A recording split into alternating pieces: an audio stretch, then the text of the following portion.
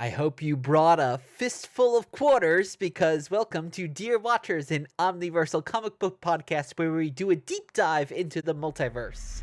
We are traveling with you through the stories and the worlds and the video games that make up an omniverse of fictional realities we all love.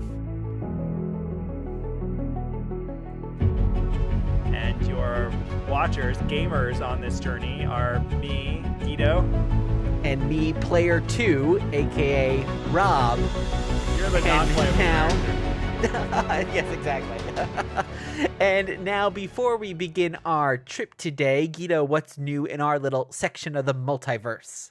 I don't know. I don't think there's that much that's new, other than we're on a little bit of an X stretch. So last week was last episode 2 weeks ago was a visit to 90s Jim Lee Claremont X-Men.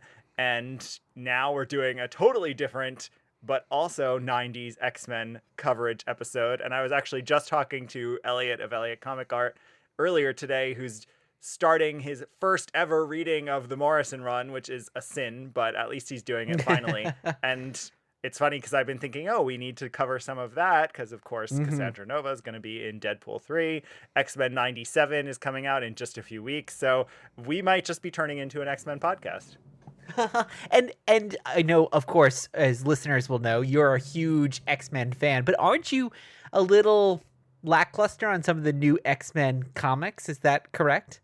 Yes, but I can forgive lulls as long as they then have bright spots at some point. But yes, I'm not.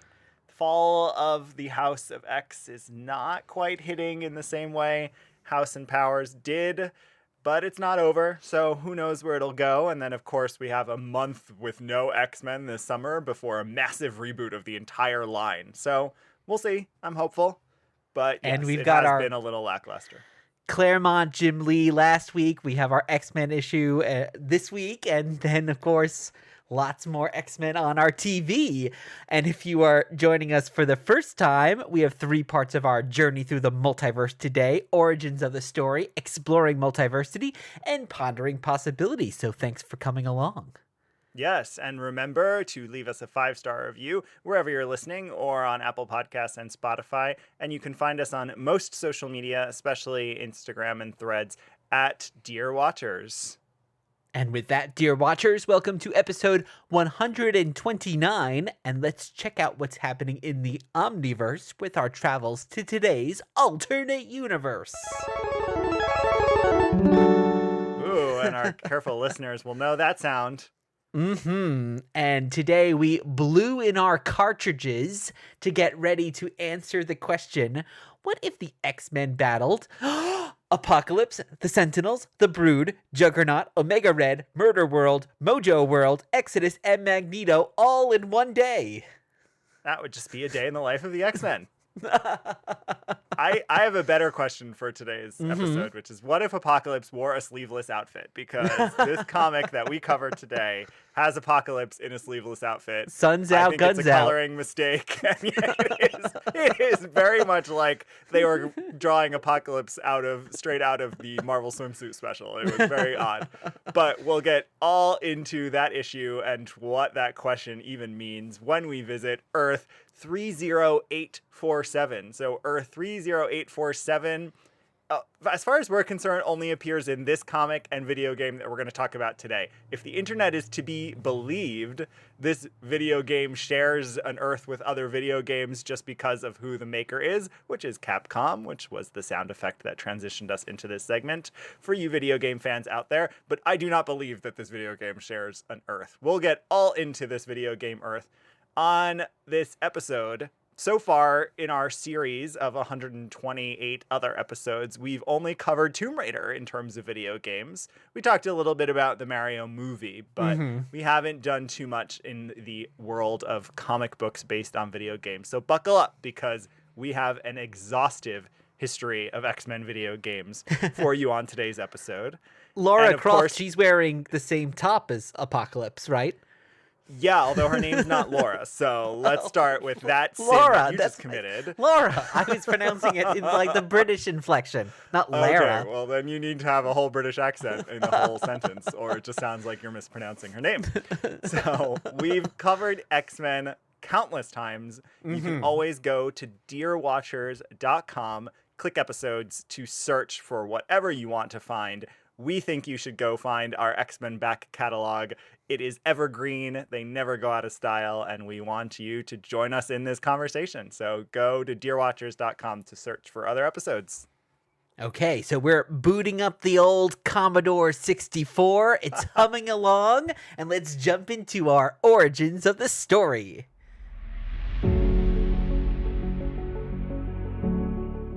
Right now, on this very show, you're going to get the answer to all your questions. Our amazing story begins a few years ago. So we have a lot of video games to cover, so we will mention each one briefly. Yes, for this segment, we're focused on X-Men video games, not Marvel games that feature X characters, although there are a good number of those, but we needed to whittle this list down a bit. We're going to give you a little bit of background, just give you a timeline of X-Men video games. There are a lot, and that's going to lead us into today's universe we're covering. First up, The Uncanny X-Men from 1989 on the NES. This is a bird's eye view mess of a game that is considered one of the worst NES games ever. You can play as Wolverine, Cyclops, Storm, Colossus, Nightcrawler, and Iceman. You probably never played this game. You're No, too young. I was a little too young. Yeah, I never had an NES. I had it on NES. I loved having it. And it's Of course. awful. It is god awful. It is truly a terrible, terrible game.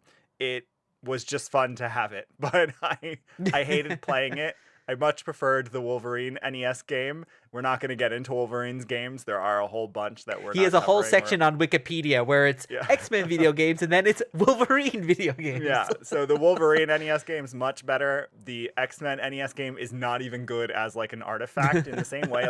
Like Dick Tracy is kind of good as an artifact. You and I were just talking about that game is not that good, but it's like fun to see Dick Tracy on screen. This game is so ugly and just awful. It's not worth it for anyone. I'll have to watch a YouTube video or something like that.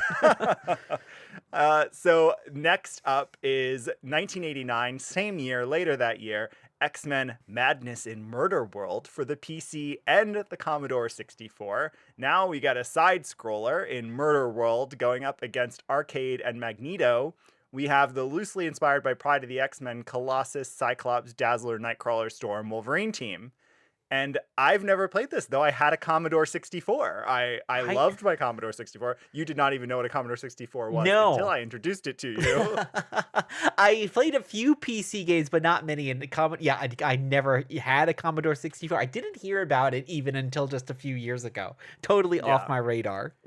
So this game, and there's a few others that I missed. We're going to have to download the ROM and use an emulator because I really want to see what Madness in Murder World is all about.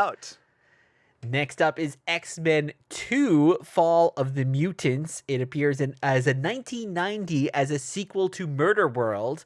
Now it's a bird's eye view overhead player against Freedom Force as Longshot, Dazzler, Iceman, Phoenix, Havoc, Cyclops, Wolverine, Beast, Nightcrawler, Psylocke, Rogue, Shadowcat, and Archangel. And what's really cool is much of this game is actually narrated by Uatu, who actually sets it in an alternate universe from mainstream Marvel continuity. So you better believe we will definitely be covering this one day. Yeah, this is another weird one that I missed. And I like that they brought in the cast of characters. And I'm really curious by the Uatu framing device and the narrative elements of this. Yeah, it definitely seems that you can't have an X-Men game without Cyclops and Wolverine. I think the two of them must be in every single game. I know, that's why I wanted to, as I was going through preparing the history, I was like, let me put the characters in, because it is interesting to see. And of course, they always put barely one token woman, and they change out who it is. So it's fun to track what's happening. This one's got 3, though. Dazzler. It does. Oh no, Well, four. 'cause Dazzler, The Phoenix, way it Psylocke, looks like Psylocke, the and way Rogue. the game is structured is you actually like go into battles a lot, and so you're choosing a character to fight another character. So I think that's how they were able to put more characters in. It doesn't look like it's too level based, but we'll see when we get the emulator version. All right, so now the one game that everyone listening of a certain age has played and loves in their minds, X-Men, the arcade game from 1992. So explicitly based on the Pride of the X-Men character designs, you can play as Cyclops, Colossus, Wolverine, Storm, Nightcrawler, or Dazzler. Or if you have 6 friends and you're standing at the arcade and you have enough quarters, you're all playing at the same time, fighting the Sentinels, the Blob, Pyro, White Queen, Nimrod, Juggernaut, Mystique, Magneto. This game is just the classic. It's come out on a lot of other platforms since, and it really is just a perfect arcade game. We just played it on an arcade cabinet at an arcade not too long ago. A few weeks ago, we found it. And it just is so fun to pop in and out. It's great. I think of this game and The Simpsons. Like, those are the two, like, if I think of an arcade game, it's those two. And in The Simpsons, I always love playing as Marge. Here, I always love Marge playing and the as vacuum cleaner, totally. Marge and the vacuum cleaner. And here, I always love playing as Colossus. And because his mutant power was like that big blast, which had nothing to do with, like, his actual when he power. Goes, Who was your go-to character? I think I have a guess. Well, of course, it's always Dazzler or Storm. I don't think I would choose anyone else. I mean, Nightcrawler, because I like the agile characters, which tended to be why I chose female characters. They always made them faster. But yeah, always Dazzler or Storm for sure. And well, I next played up this is a game. endlessly. Yeah, can't wait. I played, probably this is the X-Men game I played the most. And so just later in 1992 for NES, and Sega Genesis, and later for Game Gear and Game Boy and SNES, which is what I was playing it on, comes Spider-Man X-Men Arcade's Revenge, where you can play as Spider-Man, not an X-Man, Storm, Wolverine, Gambit, or Cyclops against Arcade Apocalypse robots of classic villains and Sentinels. This game was so hard. I don't think I ever got very far, even though it's the one, as I just said, I played more than any other game. What about you?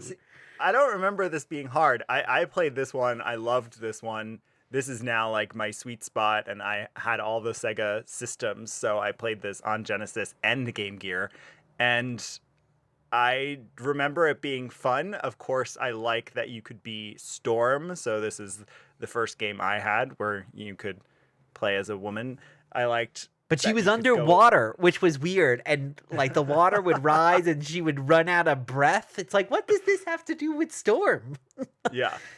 And I'm sure you liked it too for arcade. It's fascinating to me how much of the video game history we're telling here includes arcade. Maybe just because of his name, they were like, why not put arcade in these games? His name is Arcade. And the Wolverine level was my favorite because it was the most arcade-like. There were clowns, there were giant jack-in-the-box gangsters with machine guns, and the cool thing with this one was if you didn't have your claws out, your health came back as Wolverine. So it was like the one level I could beat because unlike Gambit, he was being chased by a giant Raiders of the Lost Ark boulder that was just constantly chasing him. So you couldn't even like be cool Gambit because this giant rock was just chasing you, and you had limited amount of cards you could throw too. So it's like, no, all you want to do is throw cards. Yeah. So this is a fun classic one. And then we get to the one that I think I played the most until you get to some of the modern games. So this is the next year, 1993, for Sega Genesis only. Actually, a lot of these games start being Sega only. We have X-Men, just called X-Men. The Danger Room is malfunctioning. Turns out it's a virus Magneto's put in it. And you can be Gambit, Wolverine, Nightcrawler, or Cyclops in all different fun locales because they're in the Danger Room and it's messing up.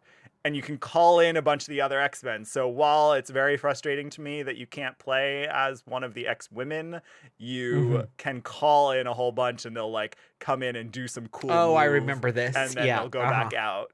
And this game is known for being hard. This game is known for actually being ranked one of the hardest games on the Genesis. But it is so pretty. It feels like it was a big leap in graphics at this point and really fun. I loved this game so much. Now, see, I was have it in its original box, and I love We do. treasuring it. Only now am I playing some of these because I was just strictly a Nintendo boy growing up. And I was shocked to see that the X-Men didn't even have Nintendo 64 game, period. So there was a whole big period in my video game playing that I did not play any X-Men games then. Yeah. Though there was a Nintendo exclusive. Tell us about it. Yes, so that was X-Men Mutant Apocalypse, which was out on the SNES. I refuse to say SNES. I was at SNES. I don't know. Do people do that other than British people? We've been watching a great British video game show called 8-Bit. What is it? Derek O'Brien's Go 8-Bit. Yeah. Go 8-Bit. And really fun. And they say SNES. And I'm like, are they doing that as a joke? But no, I think they really are just saying SNES.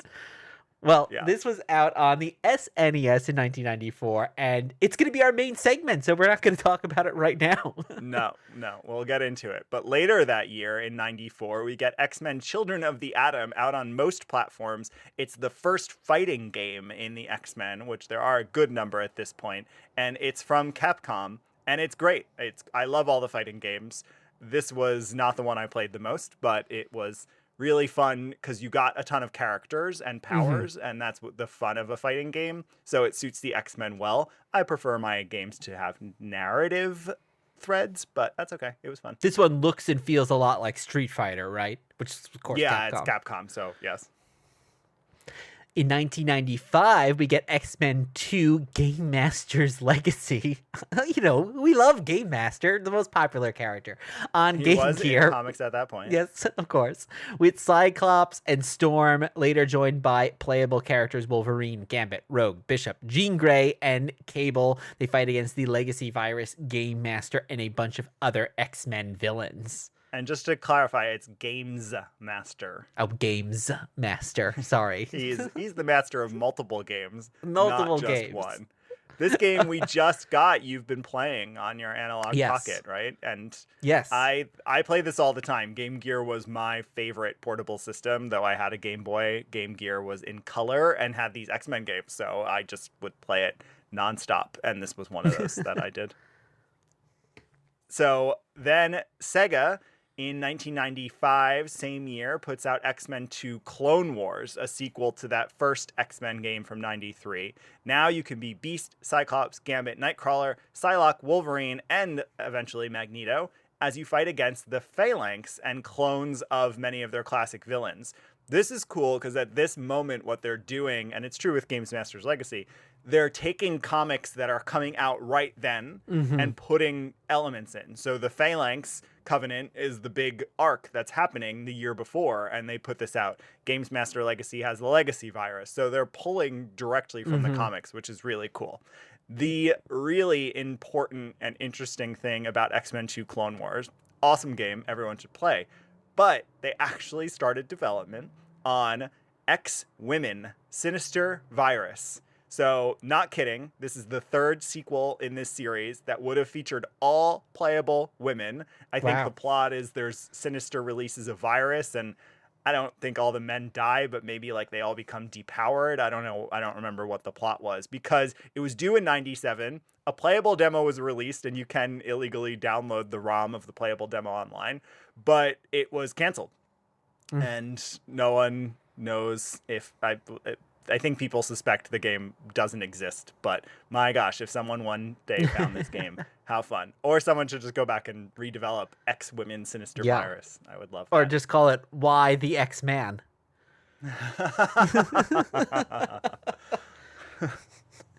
Then next up we have X-Men versus Street Fighter. That's out in 1996 for the arcade, but later that year X-Men 3 Mojo World for Game Gear with Wolverine, Rogue, Cyclops, Havoc, and Shard. That's a different name. Fighting against Spiral, Mojo, and other classic villains.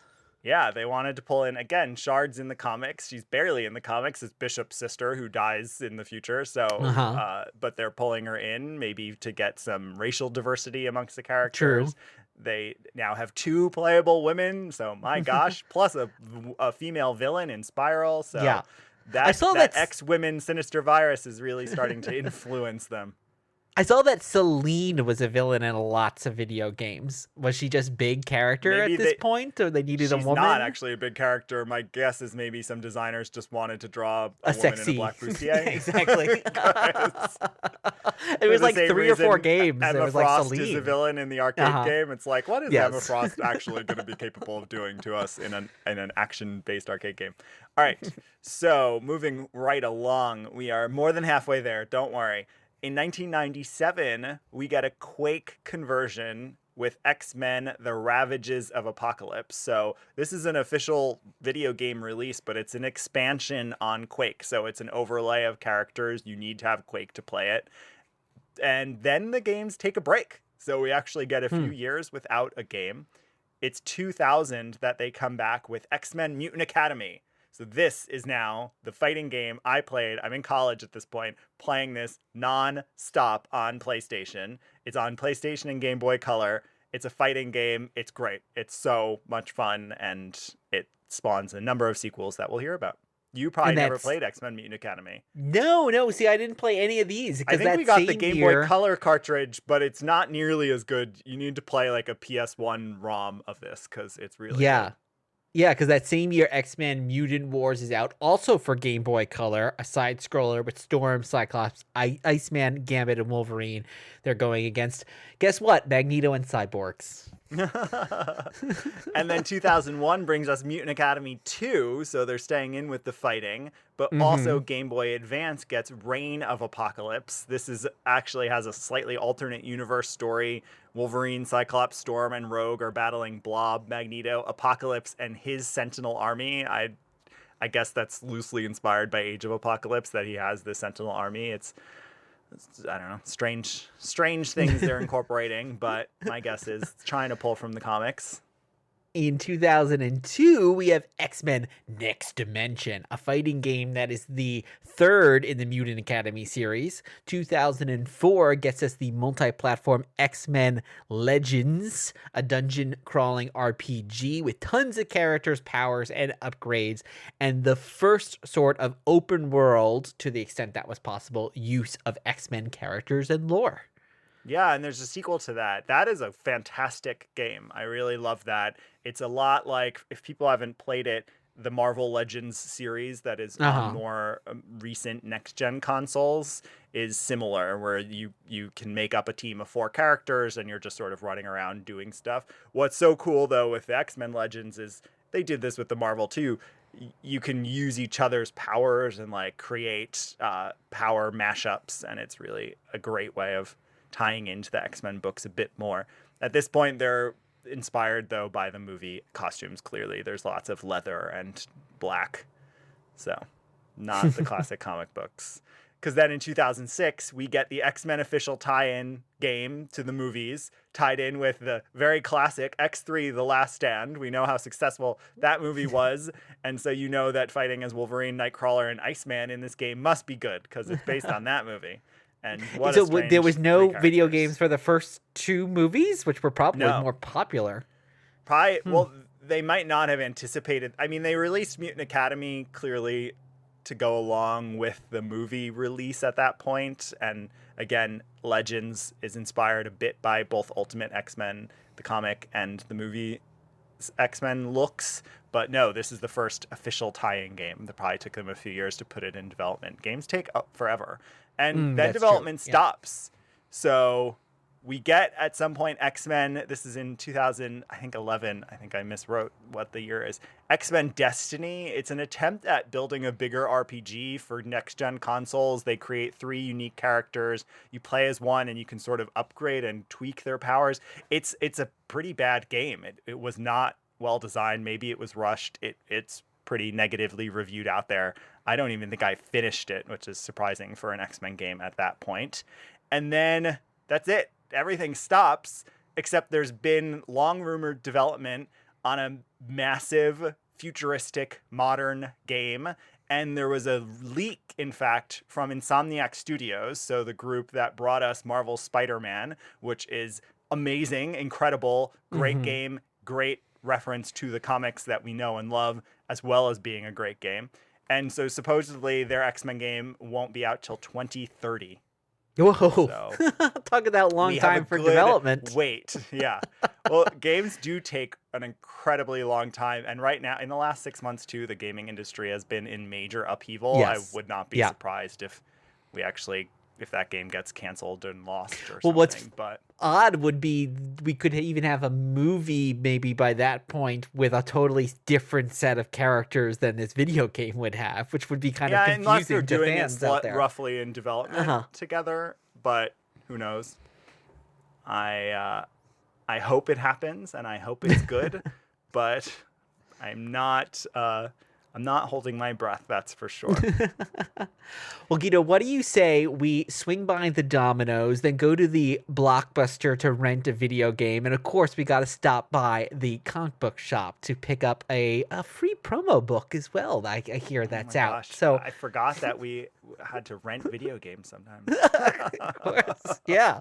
So let's go back to the 90s and also explore some multiversity.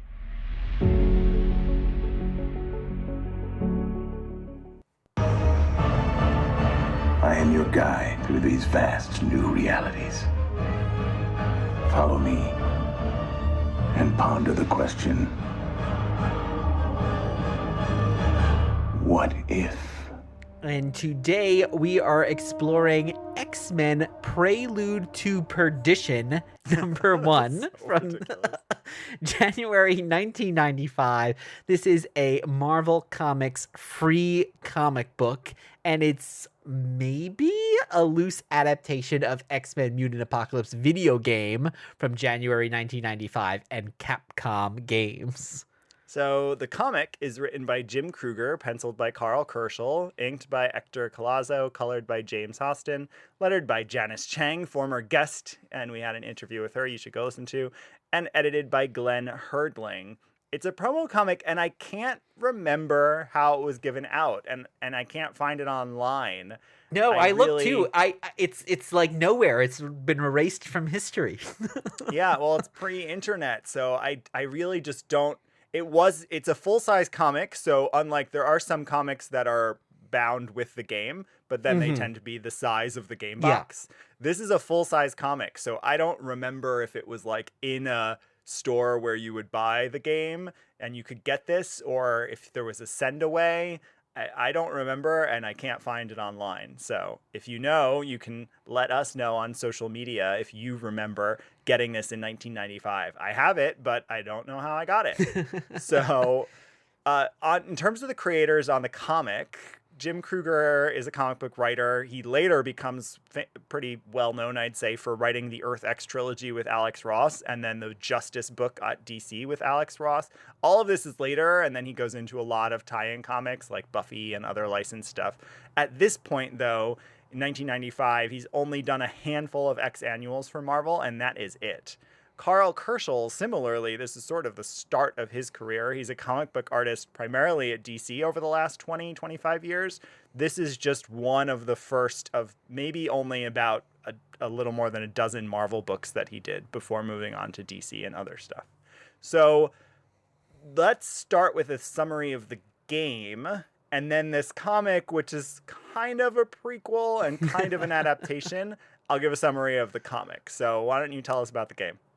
Okay, so prejudiced humans on Genosha are imprisoning mutants, and Professor X sends Cyclops, Beast, Gambit, Psylocke, and Wolverine to rescue those mutants. Little do they know that Apocalypse is experimenting on the mutants there as well. After playing through each character and defeating the humans and Sentinels, you then choose an X-Man to tangle with the Brood, Tusk, and ultimately Apocalypse. You've saved the day! Nope, fake out, because Magneto plans on destroying Genosha to send a message to the humans. So Charles summons you back to the mansion for additional training via holograms of Omega Red, Juggernaut, and Murder World / Mojo World, and now you are ready to take on the Master of Magnetism. After defeating Exodus and his acolytes, you defeat Magneto and save mutant-human relations for now. Yeah, so that's the game. And then this comic, which is out the same month, here's what's going on in this. So we have Apocalypse experimenting in Genosha, Gambit, Psylocke, Beast, Cyclops and Wolverine confront him. They end up fighting some Sentinels on Genosha. Apocalypse finds out that the Brood have infected his mutates, and so he's busy fighting the Brood. The X-Men, or this sub-team of X-Men, destroy the Sentinels. This stuns the Brood, and they find out that Apocalypse has escaped. So Genosha is free to be itself again, which it's sort of weird. I don't understand if the person writing this knew what Genosha was, because there's this whole thing like, oh, now we can be happy human mutant peace again. But the X-Men suspect there's something else going on here and that this something is wrong. And it turns out Magneto's been watching them, set this up so that the mansion would be unguarded. I guess there's just no other X-Men. It's not clear where the other X-Men are.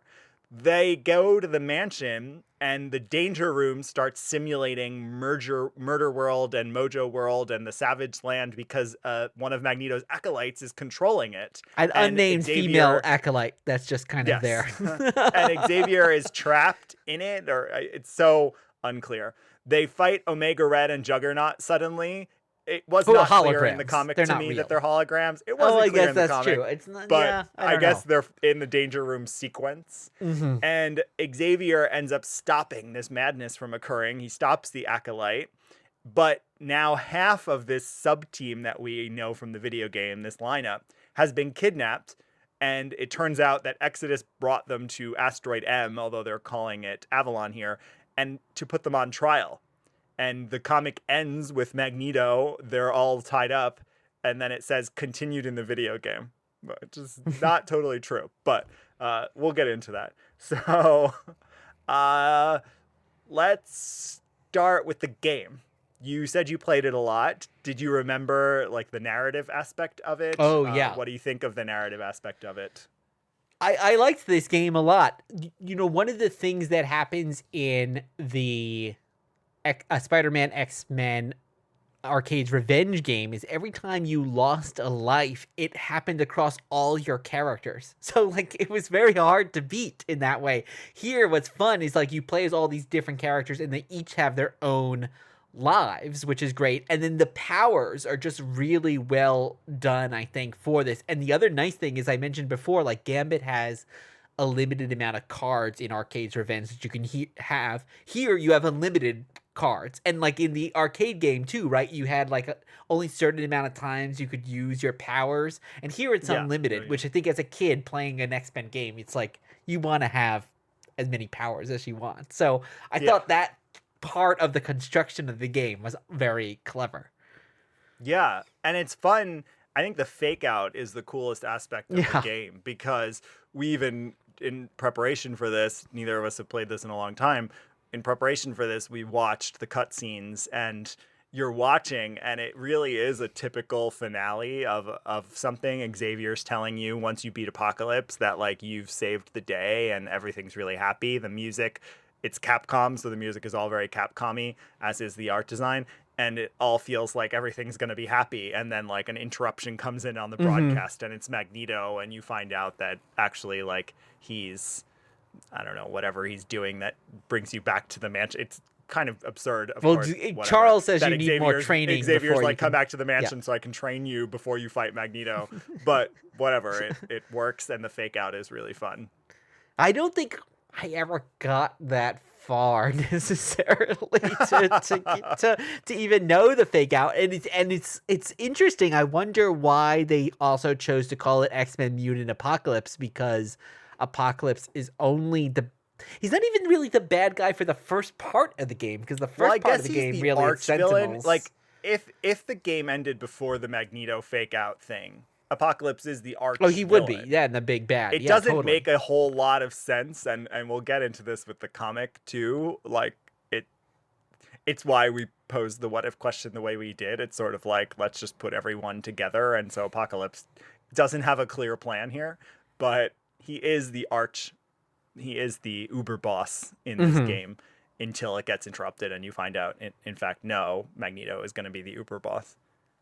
So I was just gonna say, I think, and the last thing on the game too is like, I think this is just a really fun game, though. I think it really combines the perfect amount of side-scrolling beat 'em up, but you can also explore the levels as Wolverine. You can crawl up things with your claws, and the characters' designs are really good. Like they look like the characters, and so I think overall it's good. Yeah, Capcom's a good studio to be doing these games in because they give it a cartoony feel, and so it feels very comic booky. You don't have to, like, because Capcom at this point, like, all their art looks like cell shading, and it looks almost like Disney art. Like, it's very bright, vibrant colors, very flat, in a good way. Like, it looks like it's drawn on paper. It's a good match. So I agree. The design is great. There's even really fun moments. Go look for these online if you haven't seen them. In the final sequence, because they get reunited with the rest of the X-Men, although it's really not clear where they are or why. I guess Magneto might have, like, Bishop and Jubilee and Jean Grey, but it's never made clear. But there's a final screen for each of the protagonists that you get to play as, where it's like their sort of happy ending, and it's very cute because it's like Cyclops hugging Jean, and it's Beast hanging out with Jubilee. It's Psylocke with Bishop, who's given a thumbs up and looks really kind of lecherous. And then it's Rogue and Gambit is the best because she's covering his mouth to kiss him. Wolverine is alone and really sad because he's an eternal loner. But it's a fun final sequence, and it's just, the look of it is perfect and comic booky. So they really got what makes X-Men games fun, I think, and applied it here. So this comic, I don't know what its point is. I will say, I guess I'll start generally. I think I really liked the comic. Yeah, me too. But it's weird, and I don't get what it's doing in terms of the game. Maybe Krueger had like a loose outline to work from and had to try to create something with that. And that's why you have these sort of strange inconsistencies. Or maybe just his attempt to make the game world make sense created it, because it's just so weird. Like, why is Apocalypse on Genosha? First of all, okay, that makes no sense. Then what's the deal with the Brood? Like, what is going on? But I guess he had to get them in because the Capcom developers wanted to put the Brood in, so he had to figure out why the Brood would be there and what that would mean. So there are some weird things, but I liked it. I liked the writing. I liked the art. It's a fun issue. What did you think? Yeah, I think he did a really good job of capturing the voices of the characters. There's lots of jokes in there that really reminded me of the humor on X-Men the Animated Series, especially coming from Gambit. It's a clear influence, which it makes sense. This is 3 years into the run of and the animated series, so yeah. Yeah, Psylocke and Cyclops don't have too much characterization, but Beast is fun, and especially Gambit and Wolverine are very much their classic selves, and Gambit has a lot of one-liners, especially like he throws his cards and it's like, I'm gonna deck you or something like that to the Sentinels, and it's like, yeah, okay, that works. Yeah, and it's fun to read a comic. There are some X-Men books like this, but it's just sort of fun, and it's just throwing a bunch of their villains at them and trying to give you a story as to why, but that doesn't matter that much. But I like, while the Brood thing doesn't make sense, it's sort of fun. It's like, well, what if Apocalypse and the Brood and the Sentinels are all on Genosha, and these 5 X-Men have to go up against them for whatever reason? And then what if the Danger Room is taken over and they have to fight all these villains? And, so it's fun in that way too, just as an X-Men comic. It's action-packed and filled with the things that we know and love. So, what did you think about the fact that Krueger basically gives away, though, the twist of the video game? Well, so they came out together January 95. That's why, I think if this had been like a promotional thing to build up excitement for the game, it would have taken away that. But I guess if we assume that maybe you're only reading this when you're playing the game, it does spoil, though, for sure. It spoils, and that would take away from the the misdirect of the game, because reading the comic, you're waiting for Magneto, and so you wouldn't be surprised at the end. So it does take away from it. Yeah. The only thing I like the art, like it's you can tell it's someone sort of early. It's a little like Karl Kerschl gets a lot cleaner with his stuff, or it could sometimes be in these books, these promo books especially. I think the coloring and the inking, they aren't spending a lot of money on it, so people are probably rushed. But it reminded me a little bit of like the Jay Lee Executioner song art from this era, which you won't know what that means, but it looks a little like that. The only thing I really don't like, and this is in the colorist, I don't know who made the decision, Psylocke is quite literally yellow, and that's not okay. So yeah, I don't. Yeah, I don't. It's weird because I don't know if maybe they were trying to go for the video game coloring. I suspect it has more to do with trying to code her as Asian, because she's like a pale yellow, and she's the only character with that skin tone in the coloring. So that was a problem, but otherwise I didn't have any problem with this issue. And you were fine with the Apocalypse no sleeves. Yeah. It's so weird because he's not even sleeveless in the video game. So again, I think the coloring messed up there. I think the colorist didn't realize that you're supposed to draw the whole arm blue. So it's kind of fun. You do get this alternate outfit for Apocalypse in this issue.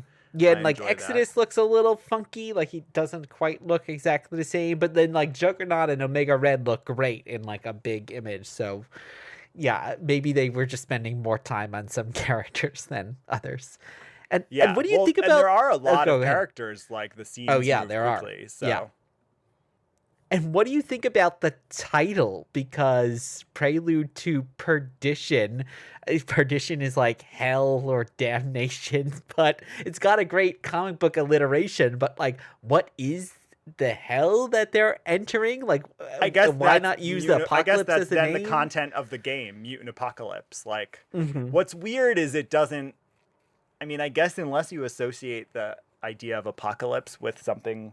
That's what I was thinking. Prelude to Perdition is sort of like the thing that comes before the apocalypse. So maybe that's what they were going for. What's weird is the cover says X-Men Mutant Apocalypse. I don't know why they didn't just call the comic X-Men Mutant Apocalypse. I really don't know. I have absolutely no idea why. And for something that's clearly a little bit more geared at kids, because there's a few times where they explain who all the characters are. They make sure to say everybody's name to like throw in like a $10 word like Perdition. I had to look it up today. I don't know what that I just know Road to Perdition, the movie with Tom Hanks and Paul Newman, like that. But I don't know. I still don't know what it means. I had to look it up. So hell or damnation, according to Merriam-Webster's. So well, before we go forward, we usually say, do we want to go back to this Earth? So I guess in this case, like, do you want more comics in this Earth? We'll talk about video games in a few minutes in our next segment. But do you want, like, would you want a sequel to this comic? No, I don't think so. I think I liked this comic. I thought it was really fun. Maybe I could do one more to kind of wrap up the events of like the second half of the video game. I could do one more comic now that I'm talking about it. Well, in some ways, I agree. I could do one more because I think it would just be fun and keep that same action-packed tone, I bet, and all that. But in some ways, he's almost created like a choose-your-own adventure, which I appreciate. I like because it's sort of like this continues in the game, and now it's up to us to finish out this story. Not that we get choice, like video games at this point don't have choices that follow you or impact the ending. Although who you fight Magneto with would impact slightly the dialogue you get, of course. But still, it's sort of fun that he sets it up that, okay, now it continues and it's like in our hands and we get to be the ones who find out how we are going to defeat Magneto and save the rest of the X-Men. Even though this isn't a clean adaptation, it's sort of. This is like an adaptation of the first 2/3 of the game, I guess. So in that way, a sequel is unnecessary because the game itself is the sequel, which I guess is why sometimes people call this a prequel, though it's not. Well, yeah, let's go into more.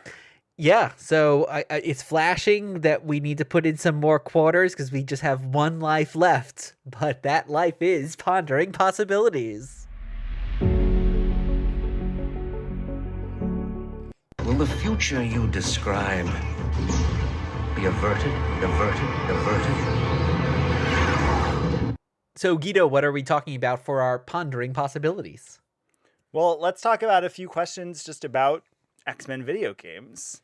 And let's start with since you've played some of the games that are on this list that were not adapted into comics in the same way this one was, would you want more comic book adaptations of X-Men video games? Like either then or now, would you enjoy a Spider-Man X-Men Arcade's Revenge comic book, for example?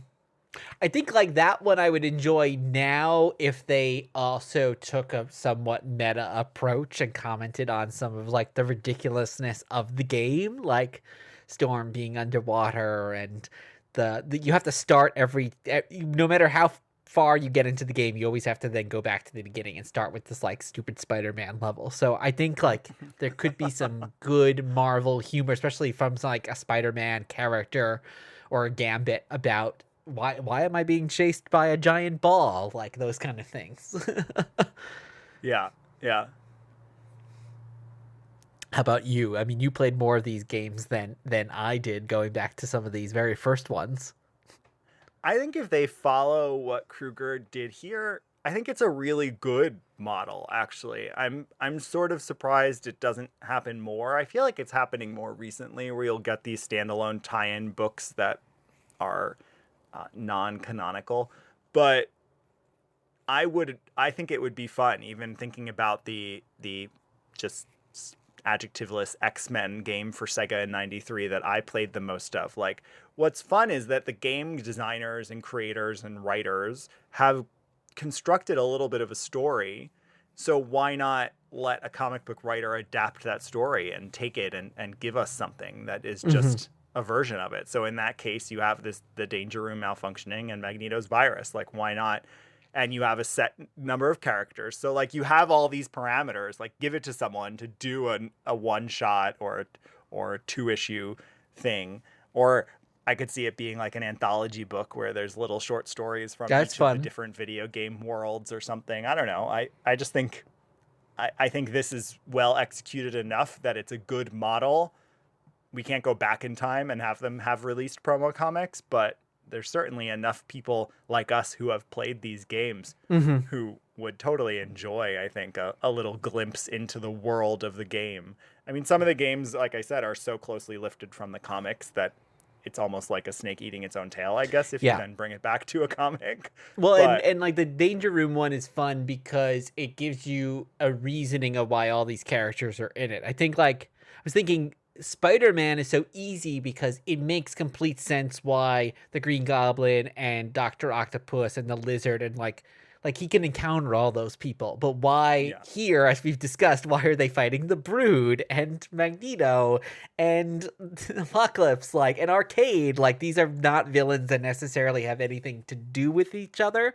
So having a device like the Danger Room malfunctioning, it's like, oh, okay, that makes sense why suddenly Omega Red is appearing on the scene. Yeah. Although in some cases, I wonder if a writer could have some fun with it. In this case, Krueger, it's just one line. He doesn't give a lot of backstory, but he tries to sort of say, well, the Brood are there because they've infected the mutates that Apocalypse is working on. So that's the part that I think is fun, is a writer sort of having to use that weirdness and then pull something out of it. Yeah, and we saw, I think, Arcade and Mojo were both in a bunch, and those are good characters to explain. So easy, they've brought people into battle, right? So suddenly that's why the Blob and the Brood and Deathbird are in the same place, right? Because Mojo has just channeled them all in there to fight the X-Men. Or they're fake. Like you'll see in a lot of the games, like in Clone Wars, the Phalanx are creating fake versions of things. In the Cyborg game, there's a bunch of cyborg versions of characters. So yeah, that device is already built into a few of the games. So yeah, it'd be fun to get more comic book adaptations of some of the video games. I guess zooming out, when it comes to X-Men video games, what would you want from one? I mean, you don't play too many modern games, but what do you think even in past ones makes for a good X-Men game? What do you want to see? Well, like I mentioned before, I think a key thing to me is not having limitations on their powers. Maybe there's a function where if you don't use the power for a bit, it charges up and can be super powerful. I saw that was something in one of the video games. But no one wants to play an X-Men game where it's like, okay, I've used up all my playing cards, or I can't channel lightning now because I need to rest. Like, no, it's the X-Men. You want to see them use their powers, and never in the comics or other adaptations where it's like, okay, they need to rest now after like using too much. So I think that's key to me. It's like, let the X-Men be the X-Men. Don't put these other restraints on top of it. Yeah. I think for me, I mean, I'm eager for an Insomniac developed X-Men game. I think an open world game is a perfect fit for X-Men. Part of why X-Men Legends works so well is because you get deployed to different missions, and that gives you all these different narratives and puts you in different settings with different characters. So an open world game where you have some element of choice, like the Spider-Man games where you have a straight linear narrative and these side quests and these side stories, I think makes a ton of sense for the X-Men. I think what's probably hard, and I don't know if this is what made Marvel's Avengers, the recent game from about 5 years ago, such a failure to people or not, but the characters are hard. You need a lot of characters to feel like an X-Men game. You have to be able to play different characters. Even something like the arcade game, great. There are 6 characters. They're sort of weird choices, again, based on the Pride of the X-Men. But like, someone's unhappy that it's just those 6 characters because X-Men fans have so many favorite characters. So how do you develop a game where there are 12 characters? And can you develop a game, let's say, I mean, modern video games, of course, you can choose a character and it usually is technologically possible. But like, narratively, could I play Rogue the entire game and have the same story as you if you play the game as Cyclops? Like, I think it's probably very tricky, which is why you would have to have certain levels be certain characters. And then does it start to feel restrictive and less fun to you? So I don't know. I'm very interested and excited, but for an X-Men video game, for me, you have to have a lot of characters and a pretty open world with a lot of stuff going on in it. And I think some of the other issue with some of those characters is how do you properly display their powers in a video game? Because some of the games, Wolverine doesn't have the healing factor, like in X-Men Apocalypse, he does not have that. Rogue, you mentioned, it's like, of course you could do the strength, you could do the flying, but how do you do her maybe draining? I bet that's not in any games. And even some of the villains, like I saw Fitzroy is the lead villain in one of the games, but he just comes out in like a big metal suit. 90s. He's not like creating portals. So yeah, so I think there's some characters that are tricky, even like Jean Grey, like how do you show telepathy and telekinesis? There's definitely a reason she's in so few of the games. She's a tricky one for sure, I think, to display. Although in the fighting games, she's awesome. I would play her in Mutant Academy all the time, of course, and that was pretty great. So, well, we'll do an episode in 6 years when the new X-Men video game comes out, talking about it. And we'll be anticipating the announcement of the movie at that time. But until then, we do have some other video game worlds and tie-in comics to cover, and we will do that eventually. For now, that is a wrap, dear watchers. Thank you for listening. I have been Gamer Guido. And I have been Player 2 Rob. The reading list, playing list is in the show notes. Follow us on social media at Dear Watchers. And leave a 5-star review wherever you listen to podcasts. We'll be back soon with another trip through the multiverse. Words of watch, keep pondering the possibilities. Game